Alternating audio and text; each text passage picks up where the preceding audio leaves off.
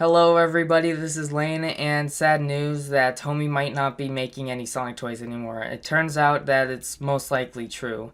But more on that in a future video. We're just going to be focusing on what, the content that's in this video.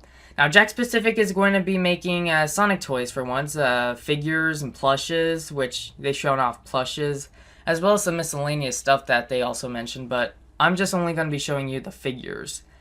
Now, what do I think of these? I mean, the sculpts look amazing. And, like, the paintworks, okay, the paint may vary, especially since these are prototypes. But the sculpts themselves look really amazing. My only complaint is that Tails and Knuckles in this photo, they just look like they're around the same height as Sonic, and I never like that. Like, scaling and sculpts matter the most when it comes to making a toy, in my opinion. Just the sculpts and the scaling.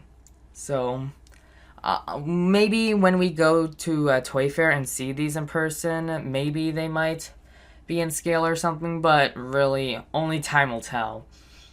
I really like the details on a lot of those figures, especially on Tails and Shadow.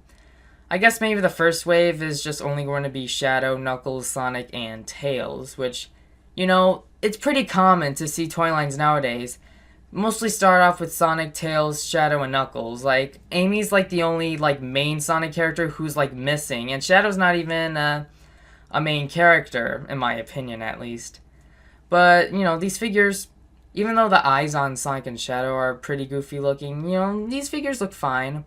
And I really like, I prayed the Lord that Jakks Pacific would not put tons of articulations on those Sonic figures. And it turns out to be the case.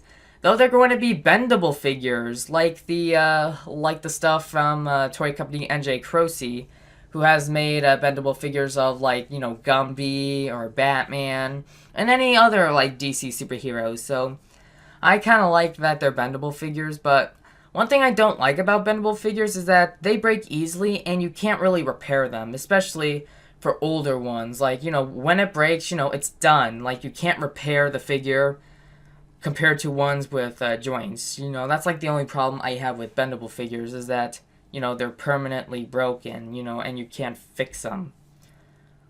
So yeah, so that's my only problem with bendable figures in general. But, even though I don't like bendable figures a lot, I do like bendable figures, but, like, not really a huge fan of them. I do like these figures, or at least like the prototype of them. They look okay. I like how Sonic is giving a thumbs up in one gesture, like different hand gestures, so you can get some more posing options.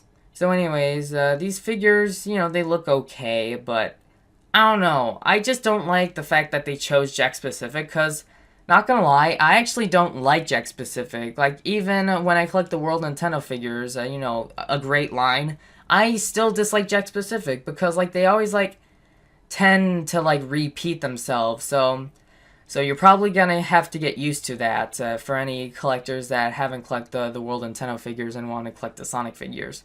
There's a chance that, some of the future waves will have, like, more than, like, one Sonic variant.